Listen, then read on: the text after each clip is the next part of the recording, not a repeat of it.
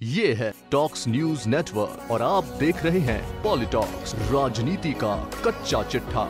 राजगढ़ लोकसभा निर्वाचन क्षेत्र भारत के मध्य प्रदेश राज्य के 29 लोकसभा निर्वाचन क्षेत्रों में से एक है। यह लोकसभा सीट पूरे राजगढ़ जिले सहित गुना और आगर मालवा जिलों के कुछ हिस्सों को कवर करता है।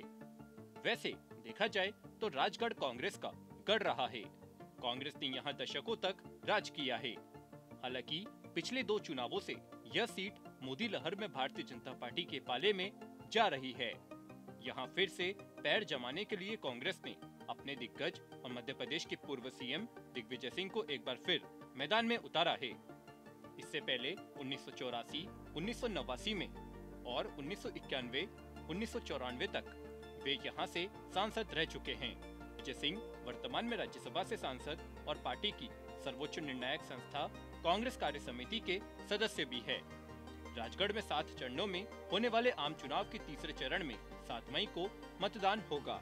बता दें, अनुभवी दिग्विजय सिंह 33 साल बाद राजगढ़ से चुनाव लड़ रहे हैं। पिछली बार से 2014, 2019 और 2019 और 2024 तक भारतीय जनता पार्टी के रोडमल नागर यहां से सांसद रहे हैं। बीजेपी ने जीत की हैट्रिक लगाने के लिए फिर से रोडमल नागर पर दाव खेला है। वहीं जिस तरह से दिग्गी राजा ने अपने क्षेत्र में दासू प्रचार किया है, उससे ऐसा ही लग रहा है कि दिग्गी केवल और केवल जीतने के लिए ही यहां से उतरे हैं। पिछले लोकसभा चुनाव में उन्हें भोपाल से चुनाव लड़ाया गया था, जहां उन्हें हार का स्वाद चखना पड़ा था। बीजेपी की साध्वी प्रज्ञा ठाकुर ने उन्हें 3.6 लाख से अधिक के वोट मार्जिन से हराया था।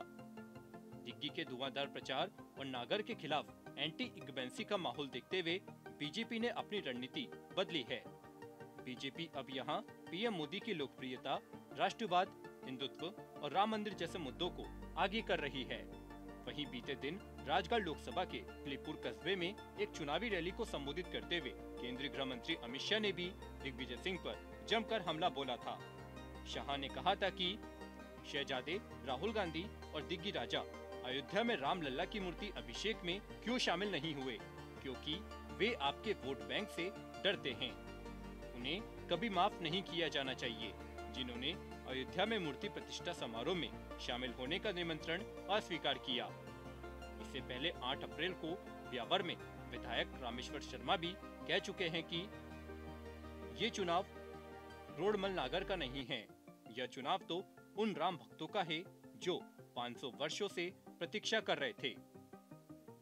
इस हमलों से बीजेपी दिग्विजय सिंह को हिंदू और राम मंदिर विरोधी बताने की कोशिश कर रही है।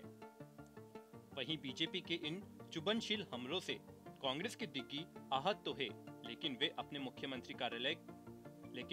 मुख्यमंत्री कार्यकाल के दौरान यहाँ किए गए विकास कार्यों से उन घावों पर मलहम लगाने का काम कर रहे हैं।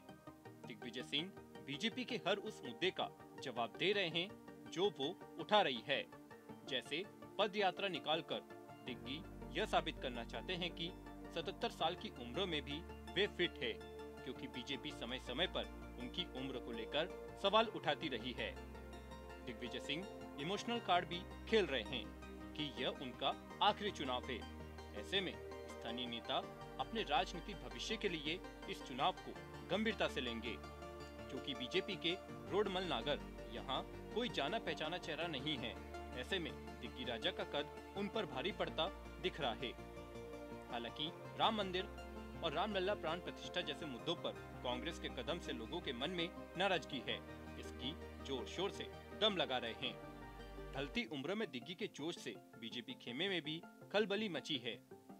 ऐसे में बीजेपी के रोडमल नागर और दिग्गी राजा के बीच मुकाबला कांटे की टक्कर का होने जा रहा है।